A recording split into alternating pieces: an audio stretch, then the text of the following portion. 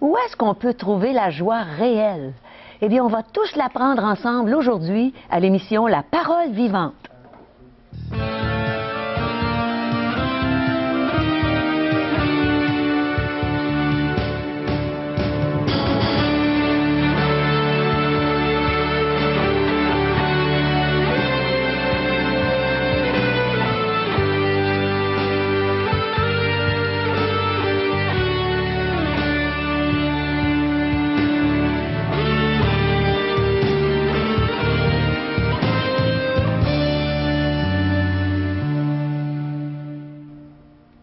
Bonjour et bienvenue à l'émission La Parole vivante.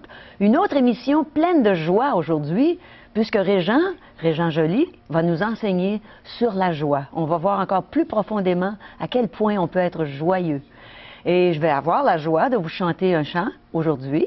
Et on va vous présenter Gilles Saunier, un pasteur de Saint-Hubert qui va nous donner son témoignage. Alors, restez avec nous et n'oubliez pas, vous pouvez nous rejoindre à 1-877-l'Espoir, 1-877-537-7647 ou aller sur notre site web espoir.ca. Où est-ce qu'on peut trouver la joie réelle? Je me suis demandé ça longtemps avant de connaître le Seigneur Jésus. Et je suis heureuse de savoir que Régent, bonjour Régent. Bonjour Caro. Tu vas nous entretenir justement sur la joie. Aujourd'hui, nous allons faire une thérapie de groupe. Ah, c'est bien. Où sont les gens avec le bonheur, avec la joie? Est-ce qu'on a besoin de gagner le million pour être heureux? Je pense pas. Est-ce qu'on a besoin d'être un sportif, un athlète ou un artiste bien rémunéré pour être heureux? Si on avait besoin de ça, je serais pas heureuse. C'est la société et ses valeurs. Hein? Oui. Dieu et ses valeurs, lui aussi a de quoi nous partager. Il aimerait bien que puisse profiter de son bonheur, de sa joie. Alors une joie, un bonheur relié directement avec notre Créateur. C'est lui qui l'a produit comme ça. Pensons à ce que nous pouvons vivre dans notre quotidien. Si vous êtes maman, papa, vous êtes couple, parents, puis vous venez d'avoir un petit bébé. Oh là là, quelle joie. Et tout de suite, la communication s'installe. Il ne sait même pas encore prononcer ni le mot papa ni maman. Il ne sait pas parler. Mais un sourire de ce petit bébé-là, ça change toute l'atmosphère de la pièce. Est-ce que tu penses que c'est Dieu qui produit cette joie dans un petit bébé? Je crois que oui, moi. C'est Dieu qui a créé l'homme avec ses émotions. L'être humain, si on veut parler en général, mais le sens d'être homme ou humain, c'est le langage de Dieu. Alors, c'est l'être humain. Et ce petit enfant qui arrive et que de fois, nous sommes égayés de le voir et nous sourire, nous apporter la joie, la bonne humeur. C'est une richesse, ça. Oui, hein? Et ça coûte rien. Et de voir que même un pauvre peut communiquer ce bonheur. Oui. Communiquer un sourire, un rire. Ça se communique, puis très bien. D'entendre une personne, tu es dans une autre salle et tu entends un rire, et tout de suite tu es communiqué, tu es touché par le rire et la joie qui s'exprime dans l'autre pièce. Oui. Et combien ça nous fait du bien aussi de recevoir un sourire, hein? Et c'est gratuit, tout le monde peut le donner. Sur la route, s'il y avait plus de gens qui se souriaient en affaires lorsqu'on se croise, on se rencontre dans les lieux publics, un simple sourire. Comment est-ce que ça peut apporter de l'espoir, apporter la vie, un bonheur? Ça peut encourager une personne découragée, hein, simplement. Ça peut l'encourager. Oui. Et on part avec ça pour le reste de la journée. Pourquoi on s'est souri le matin. Hein? Ceux qui vivent ensemble dans un même foyer, là, le couple, se sourire avant de partir. Il me semble qu'on a fait plein d'énergie pour la journée. Puis on a hâte de rentrer le soir pour retrouver ce même sourire, cette bonne humeur, cette joie. On a besoin d'un sourire et on a besoin de la joie du Seigneur. Bien, imaginez maintenant celui de Dieu, parce que Dieu nous sourit. Oui. Dieu a apporté cette joie. Il y a un verset, je vais juste vous lire ce verset, c'est dans Philippiens 4.4. Tu peux nous dire ça en 3 secondes? En 3 secondes. Alors, réjouissez-vous dans le Seigneur, tiens. Et je le répète, réjouissez-vous. Oui, alors tantôt, on va élaborer là-dessus. C'est ça. On continue à se réjouir dans quelques secondes.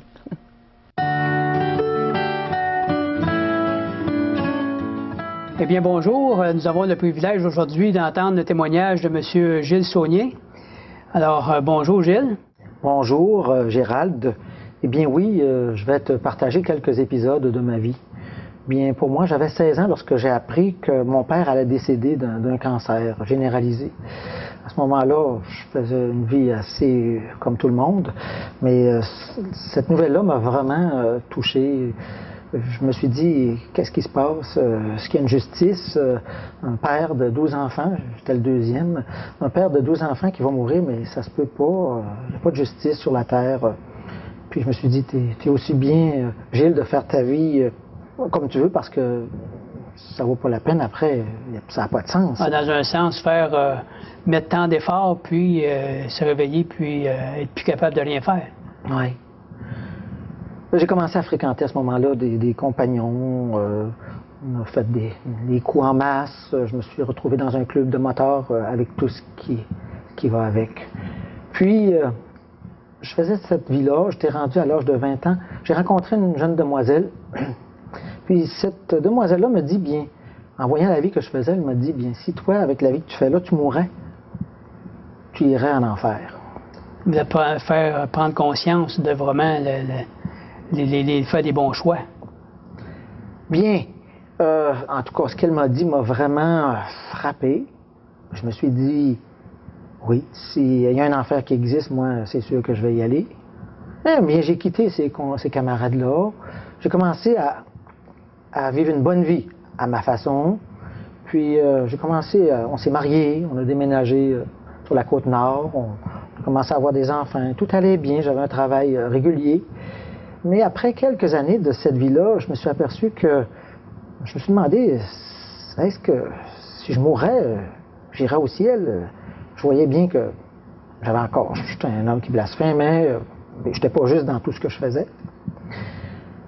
C'est à cette époque-là que mon voisin a changé. En tout cas, j'ai su après qu'il s'était converti, mais à ce moment-là, pour moi, c'était qu'il était changé de religion.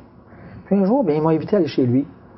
Puis moi, j'ai décidé d'aller voir qu'est-ce qui s'était passé dans sa vie. Et lui et elle étaient tellement changés. Je pensais qu'il avait changé de religion, mais en l'écoutant, je me suis aperçu que non, il avait connu quelque chose, quelqu'un plutôt que moi je ne connaissais pas. Un nouveau sens à sa vie. Un nouveau sens à sa vie, puis une personne aussi. Parce qu'en discutant avec lui, puis avec un autre camarade, je me suis aperçu que lui m'a dit un verset dans la Bible un jour, à ce moment-là, c'était « Car tous ont péché et sont privés de la gloire de Dieu ». Mais il me dit aussi « Mais ils sont gratuitement justifiés par le moyen de la rédemption qui est en Jésus-Christ ». En les écoutant, je me suis aperçu que, oui, c'est vrai que j'étais un pécheur, mais j'ai compris aussi que Jésus-Christ était mort sur la croix pour mes péchés, puis que j'avais pas à changer de religion. J'avais plutôt à accepter qu'une personne, Jésus-Christ, soit mort sur la croix à ma place pour mes péchés. J'ai décidé de donner ma vie à Jésus-Christ à ce moment-là. Là, tu avais vraiment un sens à ta vie. J'avais un sens à ma vie. J'ai senti, je ne vais pas parler sentiments, là, mais j'ai senti une paix m'envahir. Puis j'ai compris que le secret de la vie, c'était pas de connaître des trucs, mais de connaître une personne, Jésus-Christ, mort sur la croix pour mes péchés. Et depuis ce temps-là, je peux dire que je vis la vraie vie. J'ai la conscience en paix. J'ai pu élever une famille.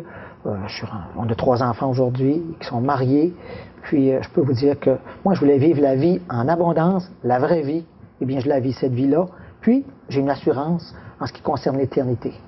Je vais être dans la présence du Seigneur pour toujours. Merci beaucoup, Gilles, pour ce beau témoignage. Merci et à la prochaine.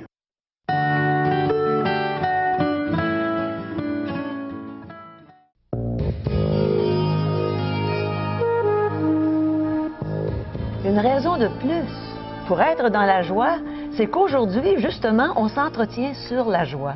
N'est-ce pas, Régent? En plein dans le mille, ma chère Caro. Et aujourd'hui, je vais vous lire le texte qui avait été promis. Et puis là, maintenant, nous allons le regarder ensemble. Philippiens, chapitre 4, verset 4, où l'apôtre Paul encourage les croyants de son temps et les croyants aujourd'hui à trouver leur joie dans une personne. Réjouissez-vous toujours dans le Seigneur, je le répète, réjouissez-vous. Est-ce que c'est possible de se réjouir tout le temps? 2 Corinthiens, chapitre 7, verset 4. Regardez le contexte dans lequel l'apôtre Paul se trouve. J'ai une grande confiance en vous. J'ai tout sujet de me glorifier de vous. Je suis rempli de consolation. Je suis comblé de joie au milieu de toutes nos afflictions. Eh là là! Comment est-ce qu'on peut s'affliger et être dans la joie en même temps, Régent? Qu'est-ce qui fait la joie? Où est la source de la joie? Dans le Seigneur. Dans le Seigneur. Et Jésus a dit qu'il sera avec nous tous les jours. À celui qui se confie en lui, je serai avec vous tous les jours. Donc voilà pourquoi que ma joie ne me quittera jamais. Elle sera toujours là pour m'accompagner et m'aider et me donner le courage, la puissance de passer à travers des afflictions. À travers donc ce que la vie, le lot de problèmes, de difficultés, je peux me réjouir. Pourquoi? Parce que je vais au-delà du moment immédiat. Regardez la joie. La joie, ça peut demeurer immortel. Un sourire peut me marquer pour toute ma vie. J'ai un exemple à ça. Une fois, nous étions en train de partager cette bonne nouvelle dans un foyer. Il y avait 3 personnes croyantes, 3 évangélistes, comme nous, nos 2 qu'on fait aujourd'hui. Et puis, ces 3 personnes-là, on partageait notre foi, notre croyance en Jésus-Christ avec donc une personne qui nous avait invités. Et entre autres, au bout de quelques présentations de textes bibliques, et puis une demi-heure, disons à peu près, la personne, elle regarde un de nos 3. C'était pas moi, c'est une autre personne. Et puis elle nous dit, si le message que vous êtes en train de me partager me donne le sourire qui est accroché au visage de l'un de vous, je dis oui. Et un sourire a marqué. La joie apporte la joie. Oui, on la transmet juste tantôt, là. On partageait pour l'introduction de l'émission, puis on a vu cette joie se transmettre au sein de l'équipe ici. Hein? Simplement parce qu'on parle de la joie. Parce qu'on parle de la joie, puis on l'exprime, on se réjouit. Alors donc, ça peut marquer jusque dans l'éternité. Alors ça ne s'achète pas, ça ne se prête pas, ça ne se vole pas. Je ne peux pas emprunter ton sourire, tu ne peux pas emprunter le mien. Il faut le vivre. Il faut vraiment que ça soit de nous. Alors, plusieurs, donc, vivent des tensions, de l'angoisse, des soucis, le stress. Comment faire pour détendre les nerfs, se déstresser, hein? Oui. Le sourire, le rire. Oui. Et le Seigneur le savait qu'à travers des périodes fort difficiles, accablantes, il y a un poids qui ment sur nous, sourire, et ça allège. Et l'apôtre Paul avait compris ça, que lui, il avait besoin d'alléger son fardeau, de témoigner, son fardeau de vie chrétienne. Alors il souriait, puis il encourageait les chrétiens à se réjouir dans la véritable source de la joie, qui est la personne de Jésus, qui est venu porter notre fardeau. Alors dès qu'on regarde vers Jésus, bien on est encouragé, et on peut se réjouir en lui. Est-ce que tu penses, Régent, qu'un croyant a plus de facilité à être dans la joie que n'importe qui? Je dis oui. Oui à ce commentaire, je dis oui. Pourquoi? Parce qu'il peut se confier à quelqu'un d'autre, alors que la personne qui ne connaît pas Jésus-Christ vit avec ses propres problèmes, avec ses difficultés, et trouve peu de solutions. Ici, il en trouve, elles sont éphémères, que temporaires, alors que celles que Dieu nous offre dans ses Saintes Écritures, elles demeurent éternellement. Et c'est la santé, c'est ça la différence. Oui. Alors donc, Philippiens, 2 Corinthiens, chapitre 7, alors on peut dire qu'il y a de la joie. Pourquoi? Parce que ce que Jésus met dans le cœur du croyant, il y dépose son esprit, et le fruit de l'esprit, c'est la joie. Exactement, ça fait partie du Galates, chapitre 5, verset 22, ceux qui ont une Bible, allez vérifier, ça fait partie de la présence de Dieu dans la vie d'un véritable croyant. Il peut donc vivre, expérimenter la joie véritable. Oui.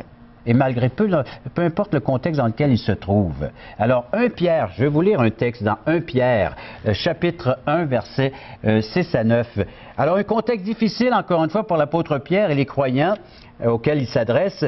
Et 1 Pierre, chapitre 1, verset 6, « C'est là ce qui fait votre joie, quoique maintenant, puisqu'il le faut, vous soyez attristés pour un peu de temps par diverses épreuves, afin que l'épreuve de votre foi, plus précieuse que l'or périssable, qui cependant est éprouvée par le feu, ait pour résultat la louange, la gloire et l'honneur lorsque Jésus-Christ apparaîtra. » Qu'est-ce qui fait notre joie? Eh bien, c'est de regarder au dépôt de ce que Dieu a bien voulu nous faire profiter en la personne de Jésus. Parce que si je lis le verset qui était juste un peu plus haut, un héritage qui ne peut ni se corrompre, ni se souiller, ni se flétrir, il vous est réservé dans les cieux. À vous qui par la puissance de Dieu, êtes gardés par la foi pour le salut, prêt à être révélé dans les derniers temps. C'est ce qui fait votre joie, quoique pour un temps, vous devez passer par les afflictions. Alors, est-ce que tu veux dire que notre joie dans l'affliction, ce serait le fait qu'on a l'espérance, parce qu'on sait qu'on va être au ciel pour l'éternité? On sait c'est que tout ça, c'est temporaire, mais ce qui s'en vient sera éternel, demeurera pour toujours. Ouais. Alors,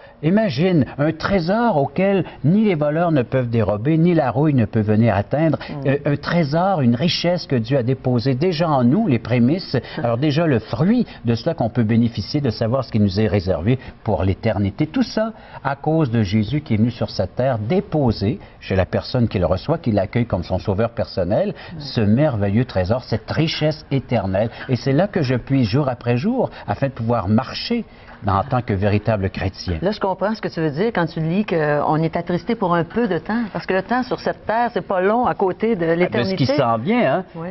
Quelques textes dans les Proverbes. Le Proverbe, c'est la sagesse, c'est-à-dire c'est expérimenter la parole de Dieu, la personne de Dieu. Alors oui, on peut avoir des moments où on a des cœurs à consolider, des aptitudes à lutter contre le cafard, la monotonie. Et Proverbe 17-22 nous dit: un cœur joyeux est un bon remède, mais un esprit desséché, abattu, hein, alors assèche les eaux, un esprit abattu. Mais le cœur joyeux, c'est le remède. Alors, le cœur joyeux est contagieux. Ça se transmet, hein? Alors, et puis un autre texte, c'est Proverbe 15-13. Écoutez cette vérité. Un cœur joyeux rend le visage serein, mais le cœur est triste, l'esprit est abattu. Alors, quand le cœur est triste, l'esprit est abattu, mais quand le cœur est dans la joie, le visage est serein. C'est vrai. Vous savez que j'ai plusieurs surnoms. Les gens m'appellent Monsieur Espoir ou bien ils m'appellent Monsieur la Joie. Ah oui, mais c'est justement, j'allais dire ça, Régent, au sujet de toi, j'allais le dire à nos téléspectateurs, que ceux qui connaissent Régent Joly très bien, qui font des camps de l'espoir avec lui, il y a une joie contagieuse. On a juste à le regarder, puis on a le goût de sourire, puis on a le goût d'écouter ce qu'il va partager avec nous. On sait que ça va nous apporter encore plus de joie. T'imagines-tu si tous les chrétiens vivaient de cette joie? Exactement. Parce qu'elle est là, elle est déposée en nous. C'est le Saint-Esprit qui vient habiter en nous. Si on entre dans une pièce et on exprime cette joie, tout ce qui peut se transmettre. Mais imagine maintenant un chrétien qui arrive avec cette joie, mais on est 10, on est 20, on est 50, on est 100, on est 200. Une explosion de joie. Et ça devrait l'être lors de nos célébrations, lorsque les chrétiens se rencontrent pour souligner la présence de Dieu parmi eux, pour adorer Dieu, louer Dieu. Ça devrait se faire dans une célébration de joie. Oui. Un peu comme on va à un stade pour voir notre équipe, puis si elle gagne, ben le toit explose, puis on l'exprime, on est heureux quand on sort de là. Hein? Et on voit les gens qui sortent de là, s'ils ont perdu, c'est autre chose. Mais nous, on est une équipe gagnante, on est assuré de la victoire. Alors, on ne chantera pas « Nous sommes joyeux et nous débordons de joie, youpi ». Impossible. Avec le Seigneur, c'est pas possible d'être comme ça. Ça, c'est un corbillard qu'on suit, là. Mais là, c'est pas le cas, là. On n'est pas derrière le corbillard, on est devant le ressuscité. Exactement. Celui qui a vaincu la mort, Jésus celui qui a donné la puissance de vaincre le mal. Oui. Imagine, le chrétien, c'est celui qui peut dire « Wow, non au péché et oui à des œuvres qui vont honorer mon Dieu ». Celui qui peut dire maintenant « L'ennemi, la mort, tout ça ne peut plus porter atteinte à la personne. Nous sommes des ressuscités, nous sommes des êtres vivants. » Et c'est ce que nous dit 1 Jean chapitre 1 verset 4. Retournons dans le Nouveau Testament, juste avant l'Apocalypse. Que nous dit l'apôtre Jean? 1 Jean 1 chapitre 4. Et nous écrivons ces choses afin que notre joie soit parfaite. Pourquoi une joie parfaite? Une joie qui ne changera jamais. Une joie qui comble l'être humain, qui vient le rassasier, qui vient lui donner ce qu'il avait grandement besoin. Dieu a fait l'être humain avec des sentiments et des émotions. Exactement. Est-ce que tu penses, Régent, que quand Jésus est allé pour mourir sur la croix, est-ce que tu crois qu'il avait de la joie dans le cœur? Bien, je vais vous lire un texte. C'est bon que tu me dises ça parce que c'est dans Hébreu. Regarde qu'est-ce qu'il nous dit. Alors, Hébreu 12, verset 2. Ayant les regards sur Jésus, il demande à nous d'avoir les regards sur Jésus qui suscite la foi et l'amène à la perfection en échange de la joie qui lui était réservée. Il a souffert la croix, méprise l'ignominie, il s'est assis à la droite du trône de Dieu. Considérez celui en effet qui a supporté contre sa personne une telle opposition de la part des pécheurs. Alors, il a donné sa vie pour nous avec joie. Il a partagé sa joie parfaite. Il savait qu'en allant à la croix, nous deviendrions des bénéficiaires de cette joie. Mais Jésus, lorsqu'il a envoyé ses disciples prêcher la bonne nouvelle, il a pu voir Satan tomber du ciel, puis son cœur a tressailli de joie, puis il a dit au Père, je te loue de ce que tu l'as voulu ainsi, que c'est par la prédication de la parole que les cœurs seront conquis et gagnés pour la cause de l'Évangile. Ça me fait penser à la joie qu'on a, Régent, quand on présente l'Évangile. On est content quand les gens sont réceptifs, quand on voit qu'ils veulent recevoir cet Évangile. On a tellement de joie dans le cœur.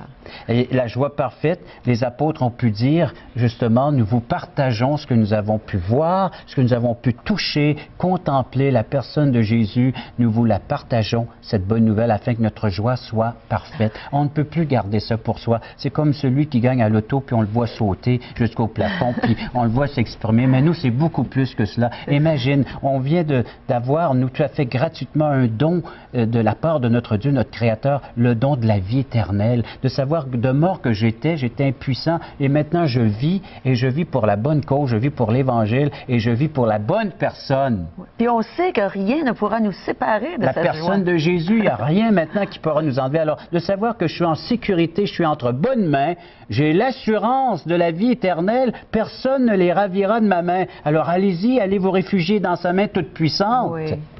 Si tu entends sa voix, mon ami, à travers ce que Régent a partagé avec toi, n'hésite pas, demande à Jésus de te sauver, de te donner la vie éternelle. Il va le faire, c'est certain, si tu crois en lui seul. Essaye pas de te sauver par tes moyens, tu ne seras jamais dans la joie comme ça. Jésus seul est celui qui peut te donner la joie de l'espoir. Alors, on va terminer cette partie de notre émission par un chant que je vais vous interpréter et j'espère qu'il va mettre de la joie dans vos cœurs. Dans ce chant, je dis, le péché perd son emprise, Dieu m'en délivre, quelle joie! Je renverse les forteresses.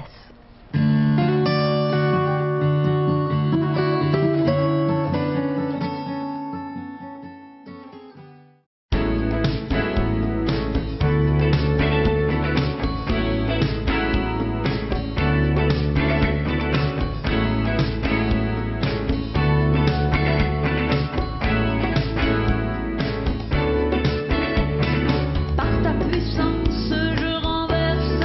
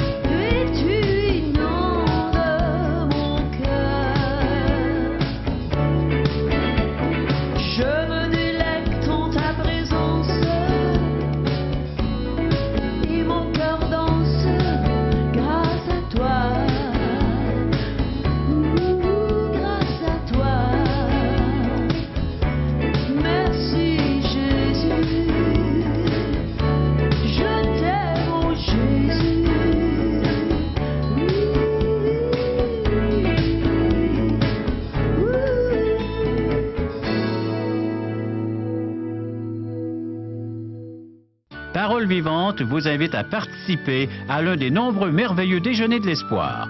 Ces déjeuners ont lieu dans plusieurs restaurants réputés de la région et vous sont offerts gratuitement. Venez entendre le témoignage d'une vie transformée par la puissance de Dieu. Pour connaître les détails concernant l'endroit, la date et l'heure pour votre région, composez le 1-877-537-7647 ou notre site web www.espoir.ca.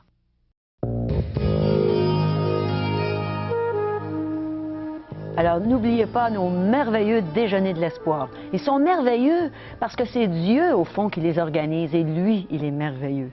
Et Régent a des belles choses merveilleuses à nous offrir, hein, n'est-ce pas? Pour apporter la joie dans ses foyers, hein? Oui. Avec Jésus, il y a de la joie.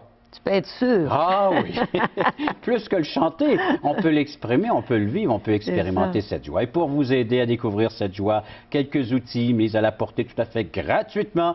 Un évangile selon Jean qui va nous parler de la personne de Jésus, qui va venir justement nous apporter cette véritable joie qui va s'installer en nous. Et ça, non pour un court temps, mais pour un temps jusque dans l'éternité.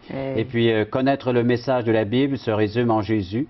Alors aujourd'hui, l'espoir, c'est Jésus seul, un petit fascicule à méditer. Et si on veut en savoir un peu plus long sur l'existence de l'être humain, sa destinée, eh bien, vous nous faites toujours par demande, soit sur Internet ou par téléphone. Oui. Question fondamentale de M. J. Blanchard à faire tout à fait gratuitement. Et pour les avoir gratuitement, justement, vous n'avez qu'à aller à notre numéro de téléphone, 1-877-l'Espoir, 1-877-537-7647, ou sur notre site web, espoir.ca.